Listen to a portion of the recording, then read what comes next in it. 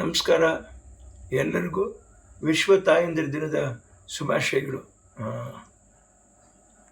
2 ವರ್ಷ ಆಯಿತು ನನ್ನ ತಾಯಿಯವ್ರನ್ನ ನಾನು ಕಳ್ಕೊಂಡು.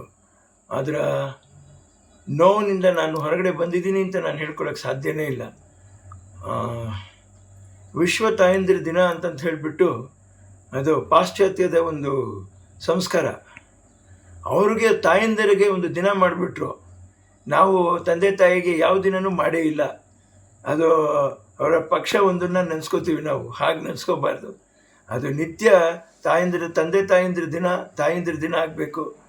ಸಹೋದರಿಯರ ದಿನ, ಸಹೋದರರ ದಿನ ನಿತ್ಯ ಆಗಬೇಕು. ನಿತ್ಯ ಎಲ್ರಿಗೂ ನಮ್ಮ ಮನೆಯಲ್ಲಿ ನಮ್ಮ ಅಪ್ಪ ಅಮ್ಮ ಇದ್ದಾರೆ, ಎಲ್ಲೋ ಒಂದು ತಮ್ಮ ಇದ್ದಾನೆ, ಒಂದು ಅಕ್ಕ ಇದ್ದಾರೆ, ಒಂದು ತಂಗಿ ಇದ್ದಾರೆ.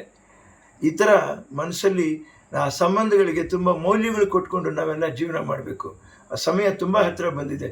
ನೀವು ಎಷ್ಟಕ್ಕೆ ಬಾಳಿರಿ ಅಥವಾ ನೀವು ಕಷ್ಟದಲ್ಲೇ ಇರಿ, ಏನಾದರೂ ಇರಲಿ, ಇದಿಷ್ಟನ್ನು ನಿಮ್ಮನ್ನು ಕರ್ಕೊಂಡು ಹೋಗ್ತಾ ಇರೋದು ಯಾವುದು ಅಂದರೆ ಒಂದು ಈ ಸಂಬಂಧ, ತಾಯಿ ಮಕ್ಕಳ ಸಂಬಂಧ. ಯಾಕೆ ಈ ಮಾತು ಹೇಳ್ತಾ ಇದ್ದೀನಿ ಅಂತಂತ ಹೇಳಿದ್ರೆ, ಅವರು ಆವತ್ತಿಗೆ ಮಾತ್ರ ಅದು ತಾಯಂದಿರ ದಿನ ಅಂತ ನೆನೆಸ್ಕೊಳ್ಳೋಕ್ಕೋಸ್ಕರ ಅದನ್ನ ಮಾಡ್ತಾರೆ. ನಿತ್ಯ ಇರಬೇಕು ಅದು ಮನುಷ್ಯನಿಗೆ.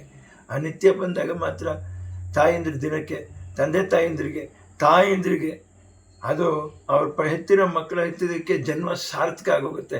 ಅವರೇನು ಕೇಳಲ್ಲ. ನನ್ನ ಮಗ ಎಷ್ಟು ಹೆಸರು ಮಾಡ್ದ ಅದಕ್ಕೆ ಕೇಳೋದಿಲ್ಲ, ನನ್ನ ಮಗ ಎಷ್ಟು ಹಣ ಮಾಡ್ದ ಅದನ್ನು ಕೇಳೋದಿಲ್ಲ, ನನ್ನ ಮಗ ಯಾರನ್ನು ಹೊಡೆದ ಅದನ್ನು ಕೇಳೋದಿಲ್ಲ, ನನ್ನ ಮಗನಾಗಿದ್ದಾನ ಅಂತ ಮಾತ್ರ ಯೋಚನೆ ಮಾಡ್ತಾರೆ.